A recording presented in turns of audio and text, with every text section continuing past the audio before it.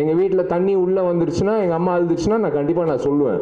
அண்ணா நகர்லேயே தண்ணி வந்துருச்சுன்னா அப்போ உங்கள் வீட்டில் வந்து தண்ணி வரும்ல, அதுக்கு தான் நான் வந்து நான் சொன்னேன். நான் சும்மா வந்து என்னோட எமோஷன் வந்து ப்ரமோஷனுக்காக நான் பயன்படுத்துறது கிடையாது. சத்தியமாக நான் சொல்கிறேன், என்னோட எமோஷன் வந்து நான் சத்தியமாக நான் ஒரு சராசரி மனிதனாக, நான் ஒரு வாக்காளராக இந்த நாட்டு குடிமகனாக நான் வந்து நான் பதிவு பண்ணுறேன், அவ்வளோதான். அது சில நேரத்தில் சில பேர் கோவப்படுவாங்க, கோவப்படுங்க. ஆனால் நான் சொல்கிறது உண்மை தான்.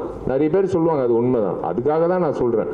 அரசியல் இருந்தது தனஞ்சய் சார் சொன்ன மாதிரி கேட்டாங்க, கேட்டது நான் சொன்னது. நான் இப்போவும் சொல்கிறேன், 26 வந்து நான் வரக்கூடாது நான் வேண்டிக்கிறேன். நீங்கள் பூர்த்தி செஞ்சுருங்க. நல்ல விஷயங்கள் நீங்கள் செஞ்சிட்டிங்கன்னா எங்களை மாதிரி ஆட்கள் ஏங்க அரசியல்வாதிகள் நடிகர்களாக மாறும்போது நடிகர்கள் ஏங்க அரசியல்வாதியாக மாறக்கூடாது? அதுதான் நான் சொல்கிறேன். நீங்கள் நல்லது செஞ்சிட்டிங்கன்னா நாங்கள் எதுக்குங்க இன்னொரு கொடியை வச்சுக்கிட்டு நாங்கள் வந்து ஆட்டிக்கிட்டு இருக்கணும்? ஏன் கட்சிகள் மட்டும் வந்து வெவ்வேறு மேனிஃபெஸ்டோ வெவ்வேறு அப்படி இல்லை. எல்லாருக்கும் என்ன ஒரு குறிக்கோள், நல்லது செய்யணும். நான் வந்து ஹரி சார் படத்தில் நடிக்கும் போது வில்லாத்தி குளத்தில் வந்து நான் போய் எனக்கு அந்த நேரத்தில் அந்த வாய்ப்பு கிடைச்சிச்சு, கடவுள் கொடுத்த வாய்ப்பு. அந்த நேரத்தில் அந்த இடத்துல தண்ணி குடிநீருங்க, சாதாரண குடிநீர். இப்போ டேப் ஓப்பன் பண்ணி பல் தேய்க்கும் போது கூட எனக்கு பயமாக இருக்குது. அது மூடி அது கரெக்டாக பயன்படுத்தணும். அந்த தண்ணியை இப்போ வேஸ்ட் பண்ணக்கூடாது. ஏன்னா அந்த கிராமத்தில் பார்த்த ஒரு விஷயம் தான். அதுதான் வந்து நாங்கள் வந்து ஆதங்கங்கள்லாம் நாங்கள் சொல்கிறது. 12 மணிக்கு ஃப்ளைட்டில் போனதுனால தான் ஒரு அபூர்வமான ஒரு விஷயம் நடந்தது. அது ஒரு நல்ல ஒரு மனிதர் சந்திக்கிறதுக்கான ஒரு வாய்ப்பு கிடைச்சது. அவங்க பேர் அபூர்வா தான்.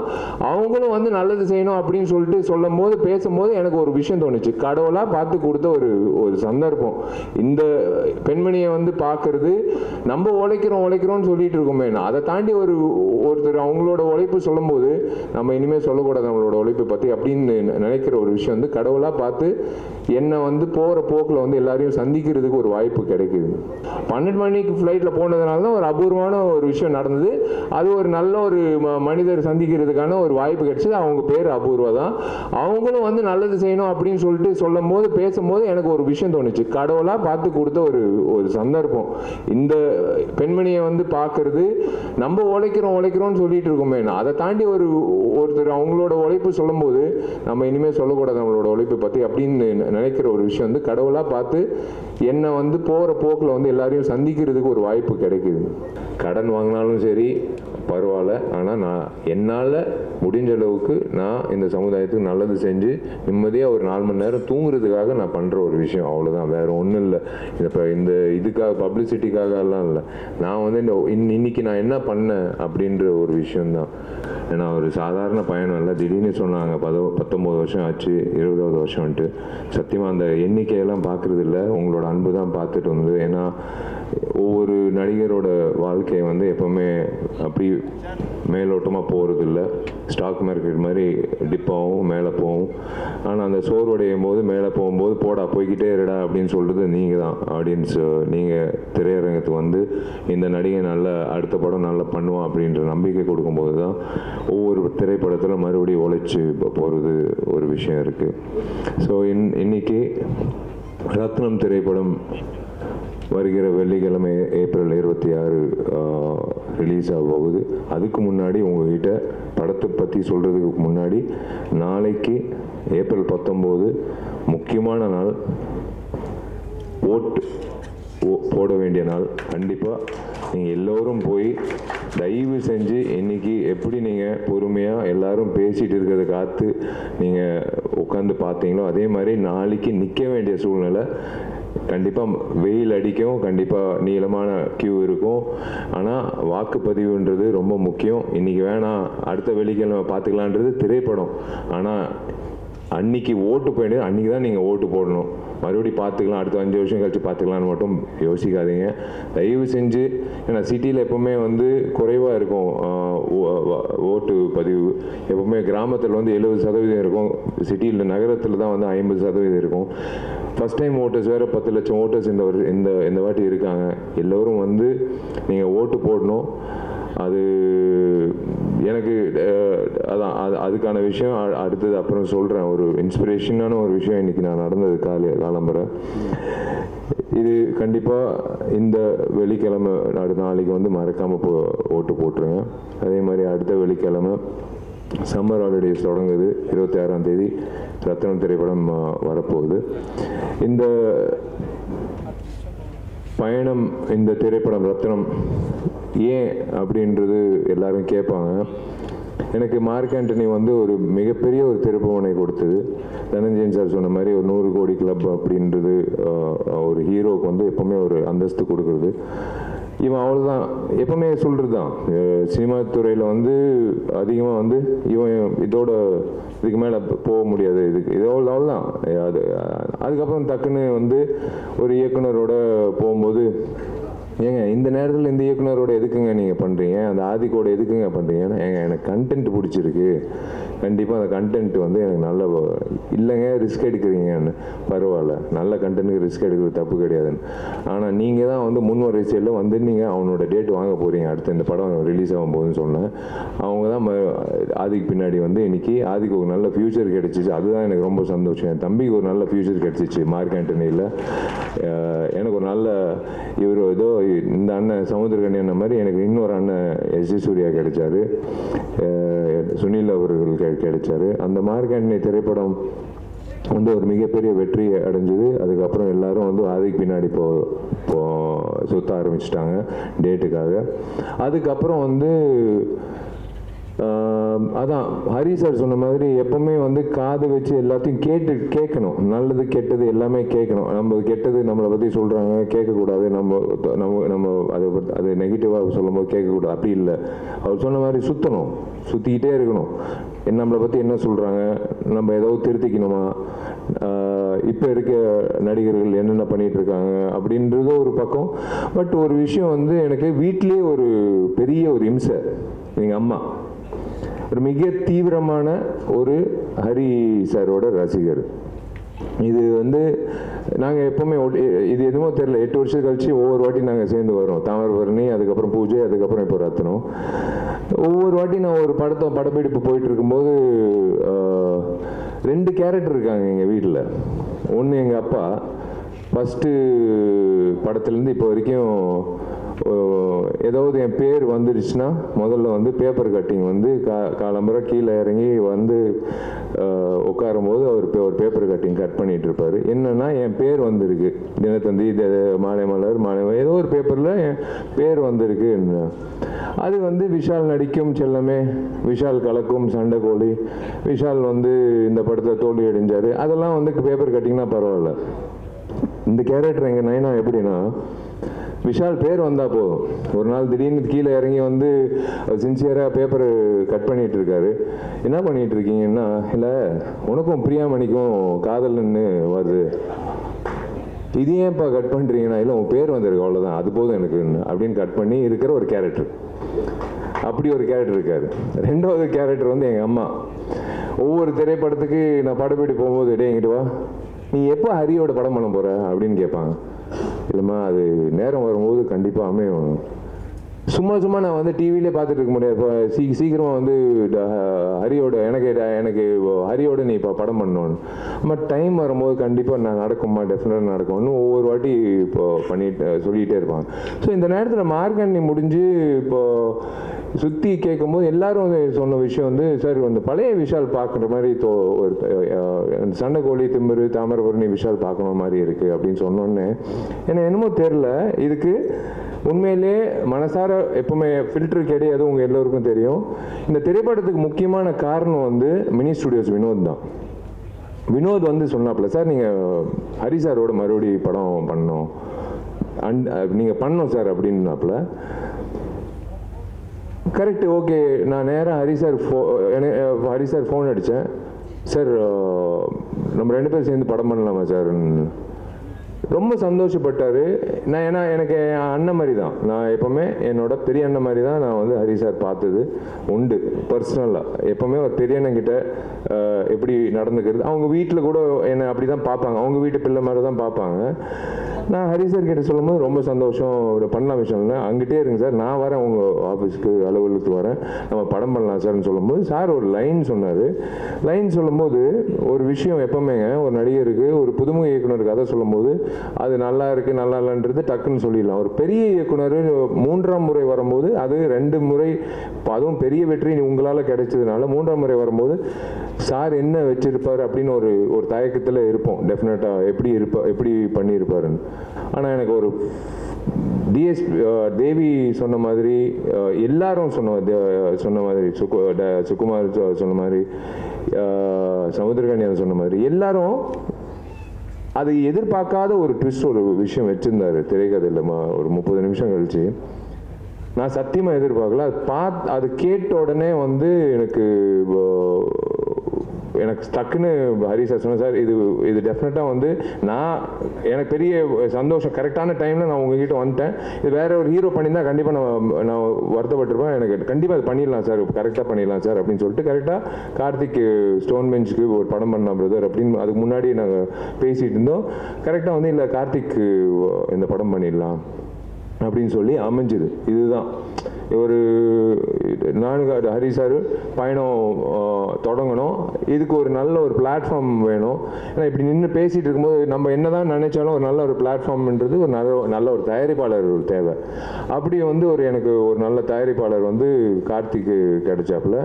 எனக்கு தெரியாது அப்போது டார்லிங் அலங்கார் பண்ணினோ இல்லை ஜி ஸ்டுடியோ அந்த டைமில் வந்து எனக்கு பேர்கள் தெரியாது. ஆனால் கார்த்திக்கு பண்ணலாம் அப்படின்னு சொல்லும்போது then I got to meet everyone and we started off and அந்த படம் தொடங்கிடுச்சு. எனக்கு தேவி இந்த படத்துக்கூட இசையமைக்கிறாருன்னு சொன்னோடனே அப்பா கடைசியாக என் டார்லிங் வந்து என்னோட சேர போகிறாப்புல அப்படின்னு சொல்லி தேவியும் வந்ததுக்கப்புறம் அடுத்தது வந்து கேஸ்டிங்னு சொல்லும்போது ஒவ்வொரு விஷயமா பிரியாவோட ஃபஸ்ட் டைம் நான் நடிக்கிறேன். Lovely human being. அண்ட் கண்டிப்பாக ஒரு விஷயம் நான் ஒன்று சொல்லிக்கிறேங்க ஹரி சார் பற்றி. இதுக்கு கண்டிப்பாக கை தட்டணும். ஹீரோவுக்கு முக்கியத்துவம் கொடுக்கறது எல்லா இயக்குனரும் கொடுப்பாங்க. ஆனால் ஒவ்வொரு படத்தில் ஒரு படத்தில் பார்த்தீங்கன்னா ஏன் திரைப்படத்தில் ஒரு பெண்மணிக்கு வந்து முக்கியத்துவம் கொடுத்து அந்த பெண்மணியை வந்து தியேட்டர் விட்டு வெளில போகும்போது அவங்கள மனசில் வச்சுக்கிற அளவுக்கு அவர் எப்பவுமே ஒரு கதாபாத்திரம் வந்து உண்டாக்கி கொடுப்பார். அதுதான் ஒரு படத்தோட வெற்றி. ஹீரோ வந்தான், சண்டை போட்டான், லவ் பண்ணான், கல்யாணம் பண்ணிட்டான், முடிச்சுட்டா, அதுக்கப்புறம் படம் முடிஞ்சு அப்படி இல்லை. அந்த கதாநாயகிக்கு என்ன கதாபாத்திரம்ன்றது என் கேரியரில் நான் நிறைய படங்கள் பார்த்துருக்கேன். அவ்வளோ வலுவான ஒரு கதாபாத்திரம் ஒரு கதாநாயகிக்கு கிடைச்சிச்சுன்னா, அந்த கதாநாயகின்ட்டு இல்லை அந்த பெண்மணிக்கு அந்த கேரக்டர் கிடைச்சிச்சுன்னா அது மிகப்பெரிய அளவில் பேசப்படும்.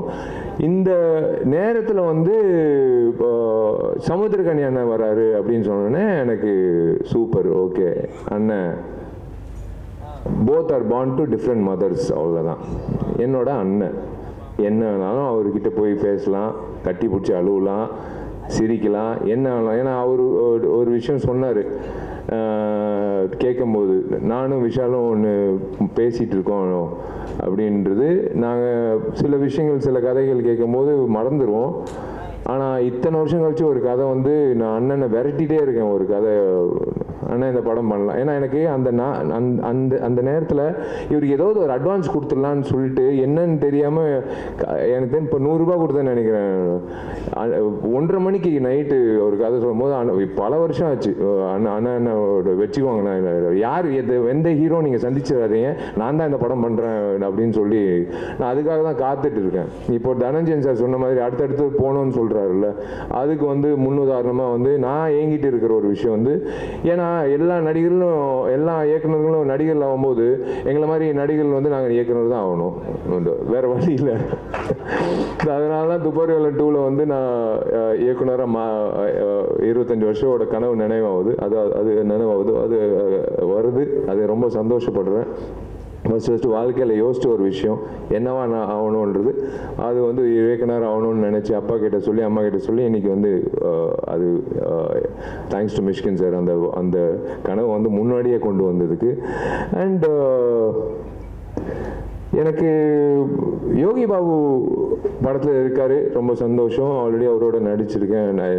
அவரோட இருக்கிற ஒரு விஷயம் எனக்கு என்னென்னா, ஐ லவ் பாசிட்டிவ் பீப்புள். எனக்கு ரொம்ப பிடிச்ச விஷயம் என்னென்னா, அவரோட ஒய்ஃப் வந்து என் தங்கச்சி மாதிரி தான். நான் வீட்டுக்கு போகும்போது நான் எப்போவுமே சொல்லுவேன், நான் வீட்டுக்கு வரேன் டார்லிங், சாப்பிட்றதுக்கு வரேன். எப்போ வீட்டுக்கு போனாலும் அங்கிட்டு கொஞ்ச நேரம் உட்காந்துட்டு போகலான்னு தோணும். என்னமோ தெரில, ஒரு நிம்மதியான ஒரு இடத்துல, கோயிலில் தான் அப்படி தோணும். ஒரு நிம்மதியான ஒரு இடத்துல ஒரு உறவினர் வீட்டில் உட்காந்துட்டு போகிற மாதிரி இருக்கும். அந்த யோகி பாபு வீட்டுக்கு போகும்போதெல்லாம் யோகி பாபு கிட்ட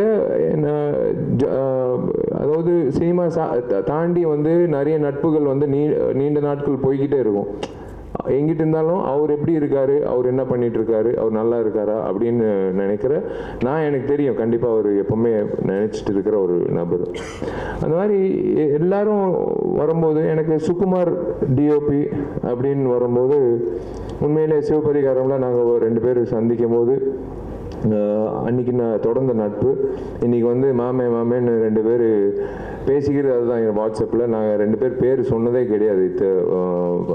Sukumar has done a fabulous job. அதான் சொன்னேன்ல, ஒரு ஹரி வந்து பிறக்கும் போதே அவங்க அப்பா அம்மா வந்து அவருக்கு ஹரின்னு பேர் வச்சாங்க. ஏன்னா அவர் ஹரிஹரியா வந்து கண்டிப்பாக வந்து வாழ்க்கையில் வந்து முன்னேற்றம், ஹரின்றது முன்னேற்றம் தான்.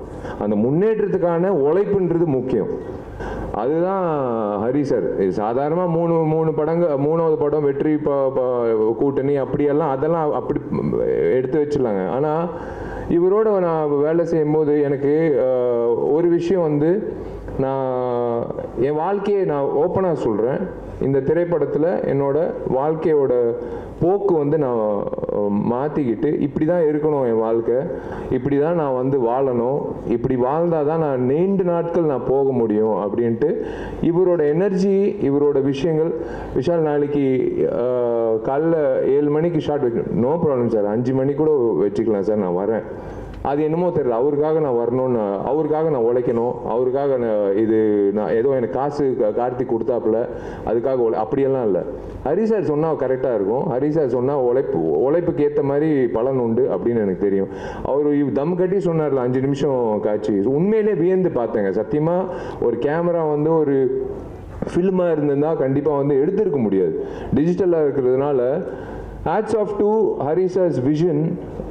நான் இந்த படத்தில் வந்து நான் சொன்னேன், சார் நான் இயக்க போகிறேன்னு நினைக்கிறேன், இந்த திரைப்படத்துக்கு அப்புறம் உங்களோட நான் உதவி இயக்குனராக நான் வேலை செய்ய போகிறேன் சார், நீங்கள் கண்டுக்காதீங்க சார், நான் அப்படியே பார்த்துட்டே இருக்கேன். I want to see how he is executing that சொன்னார். ஆனால் எப்படி எக்ஸிக்யூட் பண்ண போகிறாரு, சுகுமாரும் எப்படி எக்ஸிக்யூட் பண்ண போகிறாரு அப்படின்னு சொல்லும்போது எனக்கு சார் சொன்னார், 5 நிமிஷம் காட்சி விஷால், இந்த மாதிரி ஒரு காட்சி ஒரே ஷாட்டுன்னு ஸ்டிச் பண்ண போகிறோமா சார் அப்படின்னு நானும் கேட்டேன். இல்லை விஷால், 5 நிமிஷம் நம்ம ரிஹர்சல் பண்ணலாம், 2-3 நாள் கூட ரிஹர்சல் பண்ணலாம், ஆனால் ஒரே ஷார்ட்டில் எடுக்கிறோம்.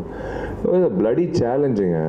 இந்த இவருக்கு தேவையே கிடையாது அந்த மாதிரி பண்ணணும், கேட்டுக்கிட்டு பண்ணுறாரு பாருங்களேன். அதுதான் வந்து அவரோட வெற்றிக்கு முதல்ல இந்த படத்தோட வெற்றி வந்து இயக்குனர்கிட்ட தான் வரணும். இயக்குனர் வெற்றி அடைஞ்சாதான் வந்து எங்களை மாதிரி நடிகர்கள் வந்து உங்கள் முன்னாடி வந்து நாங்கள் சொல்ல வேண்டிய விஷயங்கள் வந்து கரெக்டாக சொல்ல முடியும். அவரோட பாதையில் போயிட்டோம். அது எக்ஸிக்யூட்டட் பை டிஓபி சுகுமார். எப்படி, அதாவது ஒரு பறக்கிற கேமரா வந்து பிடிச்சா அந்த ஒரு ஆட்டம் வரும், அந்த ஆட்டம் வரக்கூடாது, தெரிஞ்சிடும் பிடிச்சிட்டாரு கேமராமேன்ட்டு. அதை பிடிச்சிட்டு இப்படி கொண்டு வந்து அந்த கண்டினியூ பண்ணும்போது என்னோட டார்லிங் கொரியோகிராஃபர் என் உடம்புல 109 தையல், 100வது தையலுக்கு நான் பார்ட்டி வச்சேன் என் நண்பர்களுக்கு. 109 தையலுக்கு முக்கியமான அதிகமான காரணம் வந்து என்னோட டார்லிங் வந்து கனல் மாஸ்டர். என்னை வந்து இன்னைக்கு ஆக்ஷன் ஹீரோ விஷால் வந்து ஆக்ஷனில் கலக்கிறாரு அப்படின்னு ஒவ்வொருத்தர் சொல்கிறதுக்கு முக்கியமான காரணம் வந்து சண்டைக்கோழியில் என்னை நம்பினார் இந்த கனல் மாஸ்டர். எனக்கு வந்து இன்னும் ஞாபகம் இருக்குது, சண்டைக்கோழி கிளைமேக்ஸில் பண்ணிகிட்டு இருக்கும்போது ஒரு கிக் அடிக்கும்போது ஃபஸ்ட்டு ரியாக்ஷன் இவர் தான். இவர் கேமரா இது மானிட்டர் எல்லாம் பார்க்க மாட்டார், அப்படியே உடச்சிட்டு போயிட்டே இருப்பார். ஏதாவது ஒரு எக்ஸைட்மெண்ட் இருந்தால் கிடைச்சேன் ஜாக்கி சான் அப்படின்னு சொல்லிட்டு அப்படியே போயிட்டே இருந்தார். நான் வந்து ரோப் ஷாட்டில் நின்றுட்டுருக்கேன், பிரேக்குன்னு சொல்லிட்டு அவர் பாட்டு போயிட்டே இருக்கார், நான் பாட்டு ரோப்பில் நின்றுட்டு இருக்கேன். அவர் வந்து ரசிக்கிறார், என்ன சொன்னாலும் செய்கிறான், பரவாயில்லையா சூப்பர் அப்படின்னு சொல்லிட்டு அவர் வந்து தொடங்கின ஒரு விஷயந்தான். எங்களுக்குள்ள ஒரு இது ஃபஸ்ட்டு தையல் வந்துருச்சுன்னா விஷால் படம் சூப்பர் ஹிட் அப்படின்னு. அதே மாதிரி தான் 12, அதுக்கப்புறம் 16, அதுக்கப்புறம் பூஜையில் மறுபடி 16. அவர் வந்து என்னென்னா தையல் வந்து விஷால் முடிஞ்சிச்சுல, தையல் முடிஞ்சுதான். ஆமாம் மாஸ்டர் போட்டாங்க, தையல் போட்டாங்க அப்படின்னா அப்போ ஷூட்டிங் போயிடலாம் மாஸ்டர். தெரியுமே மாஸ்டர், பரவாயில்ல அது பிரச்சனை இல்லை, அது இப்படி வச்சுக்கலாம். மாஸ்டர்னு. அந்த மாதிரி வந்து கனல் கண்ணன் மாஸ்டர், ஹரி சார், சுகுமார், அங்கிட்டு இருக்கிற ஃபைட்டர்ஸு, அங்கிட்டு இருக்கிற அசிஸ்டன்ஸு எல்லாரும் சேர்ந்து அந்த 5 நிமிடம் வந்து காட்சி அமைச்சது வந்து it is going to be a treat for all of you. It is something you can expect always from a new director to prove it, not from a senior director at this point of time in his career. அது பண்றாருன்னா இன்னமும் நானும் நிற்கிறேன், உங்கள் மத்தியில் நானும் நிற்கிறேன், நான் உங்களுக்கும் ஈடு கொடுக்குறேன் அப்படின்னு சொல்லி பண்ணுற ஒரு விஷயம்தான். ஸோ அதுதான் எனக்கு ரொம்ப சந்தோஷமாக இருந்தது. அதுதான் எனக்கு ரொம்ப பிடிச்ச விஷயம். இன்னைக்கு ஐ தேங்க்யூ ஃபார் அதான் உங்கள் எல்லோருக்கும் நான் ஏன் நன்றி சொல்கிறேன்னா, இந்த பொக்கே கொடுக்குறதெல்லாம் எங்களுக்கு இப்போ பழக்கம் இல்லை, எப்போ ரொம்ப காலமாக இருக்குது அந்த ஒரு விஷயம். ஏன்னா எனக்கு தெரியும் 5 நிமிஷத்தில் உங்கள் வண்டி பின்னாடி தான் இருக்கும், அது வாடி போயிடும். அதெல்லாம் இப்போது சிரிப்பு பார்த்தீங்களா, அந்த 2 பிள்ளைகள் நீங்கள் தான் இப்போ படிக்க வைக்கிறீங்க, நான் படிக்க வைக்கல, நான் படிக்க வைக்கிறேன். ஆனால் இன்றைக்கி ஒரு நிகழ்ச்சியில் வந்து 2 பேருக்கு ஒரு வாய்ப்பு கிடைச்சிச்சுல, அது நீங்கள் தான் வந்து இப்போ இன்றைக்கி வந்து அது உணர்ந்து நீங்கள் வந்து மதித்து கொடுத்தீங்களே, அதுக்காக தான் வந்து அந்த 2 பிள்ளைகளுக்கு வந்து படிப்பு கிடைச்சிச்சு. அதுவும் பெண் குழந்தைகள் படித்து முன்னேறினாங்கன்னா ஒரு பெரிய ஒரு சமுதாயமே பெரிய மிக சிறந்த சமுதாயமாக இருக்கும். அதுதான் வந்து எனக்கு ரொம்ப பிடிச்ச விஷயமா இருந்தது. இன்னைக்கு நீங்கள் உங்களால் இன்னைக்கு 2 குழந்தைங்க படிக்க வராங்க.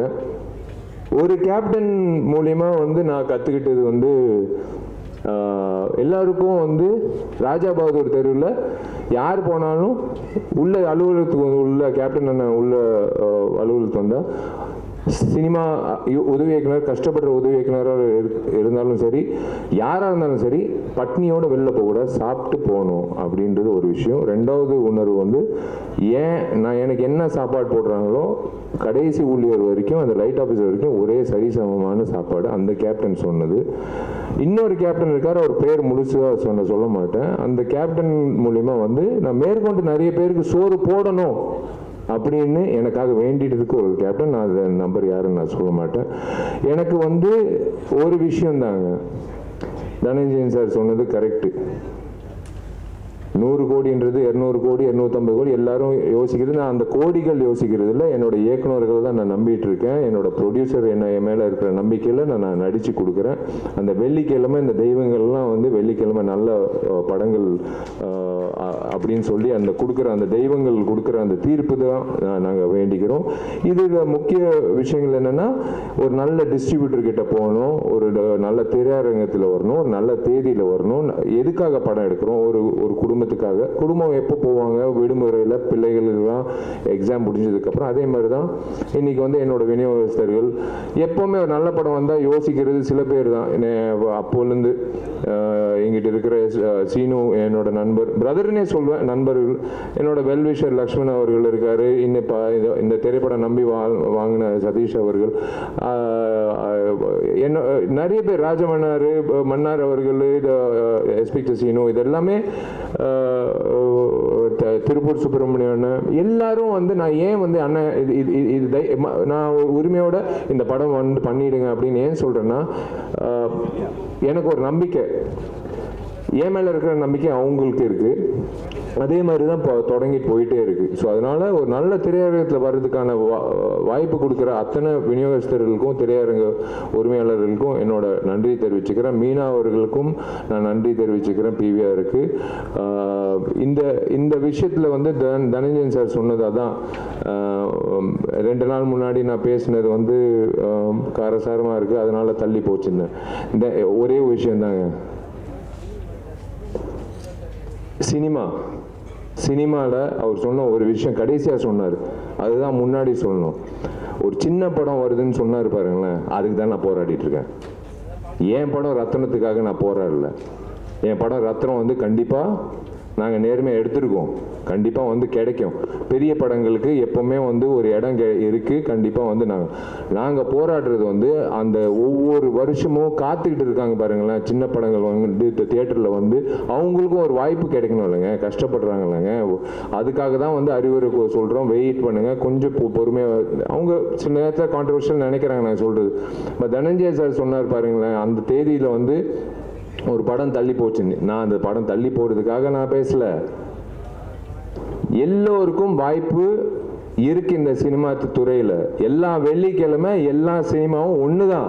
அது பெரிய படம் சின்ன படம்ன்று நினைக்கிறது மக்கள். நடுவில் இருக்கிறவங்க கிடையாது. நடுவில் இருக்கிறவங்க யாருக்குமே அந்த உரிமை கிடையாது. சின்ன திரைப்படங்கள் வாழணும். அவரோட திரைப்படம் 150 இல்லை 300 ஸ்க்ரீன் கூட கொடுக்கணும். ஏன்னா அந்த படம் நல்லா இருந்தால் கண்டிப்பாக அது வந்து 500 ஸ்க்ரீன் கூட வரும். அது தப்பே கிடையாது. நம்ம ஒரு வட்டத்துக்குள்ளே நம்ம போகக்கூடாது. நம்ம ஒரு விஷயத்துக்காக பயந்து யாருமே சினிமாவை வந்து cannot own cinemas for every one. நான் தான் அது கற்றுக்கிட்ட ஒரு விஷயம். அதனால தான் வந்து நான் ஒரு விஷயத்த வந்து என் ஆதாயத்தை நான் கொட்டிக்கிட்டேன். ஏன்னா நான் உழைச்சிருக்கேங்க. நான் வந்து என் தயாரிப்பாளர் வந்து வட்டி கட்டுறாரு. நான் திரும்பவும் சொல்கிறேன், என் தயாரிப்பாளர் முகத்தை நான் பார்க்கணும். ஒவ்வொரு வாட்டி நான் பார்க்கும்போது அந்த தயாரிப்பாளர் ஜெயிக்கணுன்றதுக்காக தான் நாங்கள்லாம் உழைக்கிறோம். அந்த தயாரிப்பாளர் ஜெயிச்சாதான் மேற்கொண்டு இன்னொரு தயாரிப்பாளர் கதிரேசன் சார் எத்தனை வருஷமா வெயிட் பண்ணிட்டு இருக்காரு எனக்காக திரைப்படம் அவரோட நான் பயணிக்கணும். நானும் ஆசைப்படுறேன், அவரும் ஆசைப்படுறோம். கரெக்டான திரைப்படம், கரெக்டான ஒரு இயக்குனர்ன்றது. எல்லா இயக்குனர்களும் எல்லா தயாரிப்பாளர்களும் யோசிக்கிற விஷயம் அது ஒன்று தான். அதுக்காக தான் நான் இந்த படம் வந்து தள்ளி போகிறதுக்கெல்லாம் இல்லை, அப்படியெல்லாம் நான் அப்படி எதுவும் பேசல. இருக்கிற உண்மையை வந்து எனக்கு தெரியலங்க. எங்கள் அப்பா அம்மா கற்றுக் கொடுத்த விஷயங்க எனக்கு தெரியாது. ஃபில்டர்லாம் கிடையாது. எங்கள் வீட்டில் தண்ணி உள்ளே வந்துருச்சுன்னா, எங்கள் அம்மா அழுதுச்சுன்னா நான் கண்டிப்பாக நான் சொல்லுவேன். அண்ணா நகர்லேயே தண்ணி வந்துருச்சுன்னா அப்போ உங்கள் வீட்டில் வந்து தண்ணி வரும்ல, அதுக்கு தான் நான் வந்து நான் சொன்னேன். நான் சும்மா வந்து என்னோட எமோஷன் வந்து ப்ரமோஷனுக்காக நான் பயன்படுத்துறது கிடையாது. சத்தியமா நான் சொல்றேன், என்னோட எமோஷன் வந்து நான் ஒரு சராசரி மனிதனா, நான் ஒரு வாக்காளரா இந்த நாட்டு குடிமகனா நான் பதிவு பண்றேன். அவ்வளவுதான். அது சில நேரத்தில் சில பேர் கோவப்படுங்க. ஆனா நான் சொல்றது உண்மைதான். நிறைய பேர் சொல்லுவாங்க அது உண்மைதான். அதுக்காக தான் நான் சொல்றேன். அரசியல் இருந்தது தனஞ்சய் சார் சொன்ன மாதிரி கேட்டது நான் சொன்னது. நான் இப்பவும் சொல்றேன், 26 வந்து நான் வரக்கூடாது நான் வேண்டிக்கிறேன். நீங்க பூர்த்தி செஞ்சிருங்க. நல்ல விஷயங்கள் நீங்க செஞ்சிட்டீங்கன்னா எங்களை மாதிரி ஆட்கள் ஏங்க அரசியல்வாதிகள் நடிகர்களாக மாறும்போது நடிகர்கள் ஏங்க அரசியல்வாதியாக மாறக்கூடாது? அதுதான் நான் சொல்றேன். நீங்க நல்லது செஞ்சிட்டீங்கன்னா நாங்க எதுக்குங்க இன்னொரு கொடியை வச்சுக்கிட்டு நாங்க வந்து ஆட்டிக்கிட்டு இருக்கணும்? நல்லது செய்யறதுக்கு வந்து என்ஜிஓ வந்து யாருக்காவது வேவ் லென்த் மிஸ் ஆகுதா? எல்லா என்ஜிஓ வந்து ஒரே உணர்வு தான், எல்லாருக்கும் நல்லது செய்யணுன்றது. ஆனால் ஏன் கட்சிகள் மட்டும் வந்து வெவ்வேறு மேனிஃபெஸ்டோ வெவ்வேறு? அப்படி இல்லை. எல்லாருக்கும் என்ன ஒரு குறிக்கோள்? நல்லது செய்யணும். நான் வந்து ஹரி சார் படத்தை நடிக்கும் போது வில்லாத்தி குளத்தில் வந்து நான் போய் எனக்கு அந்த நேரத்தில் அந்த வாய்ப்பு கிடைச்சிச்சு, கடவுள் கொடுத்த வாய்ப்பு. அந்த நேரத்தில் அந்த இடத்துல குடிநீருங்க, சாதாரண குடிநீர். இப்போ டேப் ஓப்பன் பண்ணி பல் தேய்க்கும் போது கூட எனக்கு பயமா இருக்கு. அது மூடி அது கரெக்டாக பயன்படுத்தணும். அந்த தண்ணியை இப்போ வேஸ்ட் பண்ணக்கூடாது. ஏன்னா அந்த கிராமத்தில் பார்த்த ஒரு விஷயம் தான். அதுதான் வந்து நாங்கள் வந்து ஆதங்கங்கள்லாம் நாங்கள் சொல்றது. இன்னைக்கு கூட காலையில் வந்து 7 மணி ஃப்ளைட்டில் நான் போயிருந்தா ஒரு அபூர்வமான ஒரு விஷயம் நான் பார்த்துருக்க முடியாது. 12 மணிக்கு ஃப்ளைட்டில் போனதுனால தான் ஒரு அபூர்வமான ஒரு விஷயம் நடந்தது. அது ஒரு நல்ல ஒரு மனிதர் சந்திக்கிறது ஒரு வாய்ப்பு கிடைச்சது. அவங்க பேர் அபூர்வா தான். அவங்களும் வந்து நல்லது செய்யணும் அப்படின்னு சொல்லிட்டு பேசும்போது எனக்கு ஒரு விஷயம் தோணுச்சு. கடவுளா பார்த்து கொடுத்த ஒரு சந்தர்ப்பம். இந்த பெண்மணியை வந்து பார்க்கறது, நம்ம உழைக்கிறோம்னு சொல்லிட்டு இருக்கோமே, அதை தாண்டி ஒருத்தர் அவங்களோட உழைப்பு சொல்லும் போது நம்ம இனிமேல் சொல்லக்கூடாது நம்மளோட உழைப்பை பத்தி அப்படின்னு நினைக்கிற ஒரு விஷயம் வந்து கடவுளா பார்த்து என்னை வந்து போற போக்கில் வந்து எல்லாரையும் சந்திக்கிறதுக்கு ஒரு வாய்ப்பு கிடைக்குது. அதுக்கு தான் நான் சொல்கிறேன். ஸோ எனக்கு வந்து நல்ல சம்பளம் வந்து கார்த்திக் கொடுத்துருக்காரு. நான் அதில் வந்து நல்லது செய்கிறேன். உங்களுக்கே தெரியும், அரசியலுக்கு வந்தால் ஒரு எம்எல்ஏக்கு என்ன மாதம் கிடைக்குது, ஒரு எம்எல்ஏக்கு வந்து 12 மாதத்தில் எப்படி, கண்டிப்பாக கம்மியாக தான் கிடைக்கும். கண்டிப்பாக வந்து எல்லாத்தையும் இழந்து தான் போகணும். எல்லாமே தெரியும் sir. I know definitely.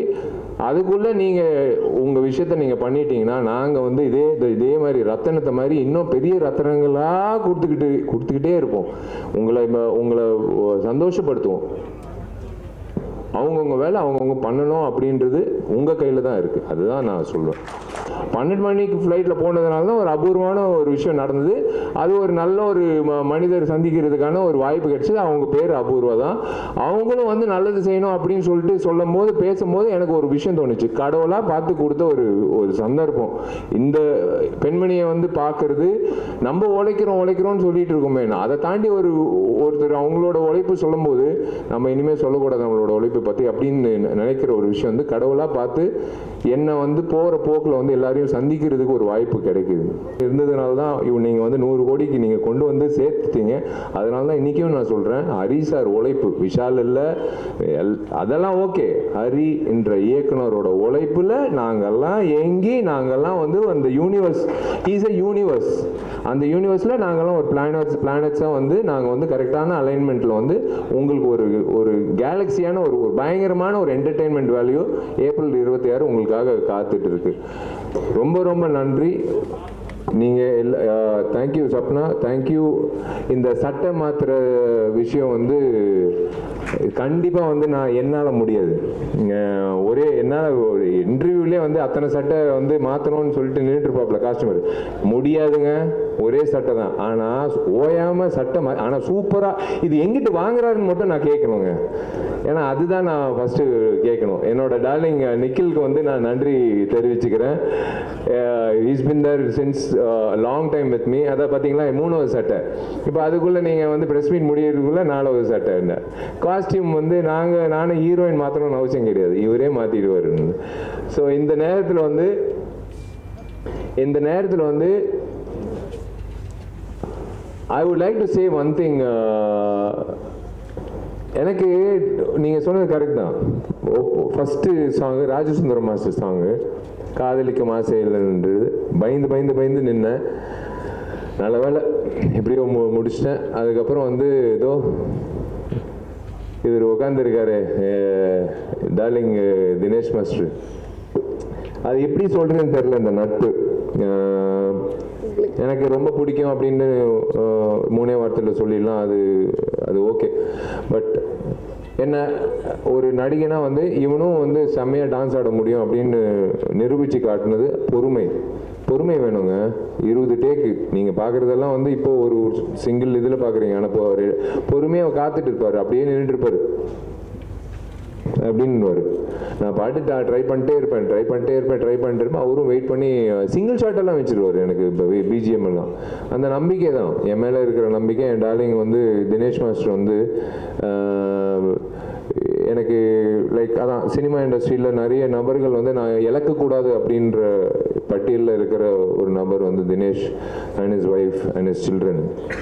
they are family to me. and though இன்னொரு ஏஜென்டினா அப்புறம் மிராஜ் 2 பேர் வந்து மறக்கவே முடியாது.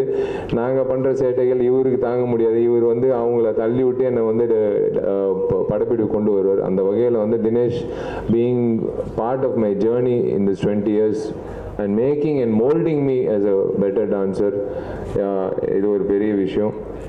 யாராவது விட்டுட்டேன்னா நன்றி. நான் ரசிகர்கள், நான் என்றைக்குமே உங்களை ரசிகர்கள் நான் சொல்லவே மாட்டேன். நீங்கள் தெய்வங்கள், என்னோட நண்பர்கள். நீங்கள் எல்லோரும் வந்து நீங்கள் போய் நீங்கள் சம்பாதிச்ச காசில் ஒரு துளி எடுத்துக்கிட்டு விஷால் நம்பி அந்த படத்தை பார்த்துட்டு என்னை வந்து இத்தனை வருஷம் நீங்கள் அழகு படுத்தி பார்க்குறதுல எனக்கு வந்து நான் கடமைப்பட்டிருக்கேன். அதனால் என்னால் முடிஞ்ச அளவுக்கு உங்களுக்கு திருப்பி கொடுக்குறதில்ல, இந்த சமுதாயத்தை திருப்பி கொடுக்குறதில்ல நான் கண்டினியூ பண்ணிக்கிட்டே இருப்பேன். கடன் வாங்கினாலும் சரி பரவாயில்ல, ஆனால் நான் என்னால் முடிஞ்ச அளவுக்கு நான் இந்த சமுதாயத்துக்கு நல்லது செஞ்சு நிம்மதியாக ஒரு 4 மணி நேரம் தூங்குறதுக்காக நான் பண்ணுற ஒரு விஷயம், அவ்வளோதான். வேறு ஒன்றும் இல்லை. இப்போ இந்த இதுக்காக பப்ளிசிட்டிக்காக எல்லாம் இல்லை. நான் வந்து இன்னைக்கு நான் என்ன பண்ணேன் அப்படின்ற ஒரு விஷயந்தான். அதுதான் நான் ஏங்கிட்டு இருக்கிறது. அதுதான் எங்கள் அப்பா அம்மா கற்றுக் கொடுத்தது. நீ வந்து ஒரு அந்தஸ்துக்கு வந்துட்ட, நீ வந்து 4 பேருக்கு வந்து நல்லது செய்யும் அப்படின்னு சொன்னதுனால தான் நான் பண்ணிகிட்ருக்கேன். இது உட்காந்துருக்காங்க 2 பேர். எங்கள் அப்பா அம்மாவுக்கு வந்து நான் என்றைக்குமே வந்து கடமைப்பட்டிருக்கேன். ஃபஸ்ட்டு வந்து கல்யாணம் எப்போன்னு கேட்டாங்க. ஆர்யாவுக்கு அப்புறம்னு சொன்னேன். அந்த பரதேசி ஆர்யா கல்யாணம் பண்ணிக்கிட்டான். அப்புறம் வந்து அம்மா வந்து இப்போ ஆர்யா கல்யாணம் ஆயிடுச்சு, எவ்வளோ நல்ல பொண்ணு சாயிஷா கல்யாணம் பண்ணிக்கிட்டான், இன்னைக்கு ஒரு புள்ள பிறந்திருக்கு, நீ என்ன பண்ண போகிறான்னு. அம்மா பிரபாஸுக்கு கல்யாணம் ஆகட்டுமா, அதுக்கப்புறம் நான் கல்யாணம் பண்ணிக்கிறேன்னு. இப்போ வந்து அம்மா காத்துட்ருக்காங்க, ஃபோன் பண்ணி கேட்குறாங்க பிரபாஸுக்கு எப்போ கல்யாணம்னு.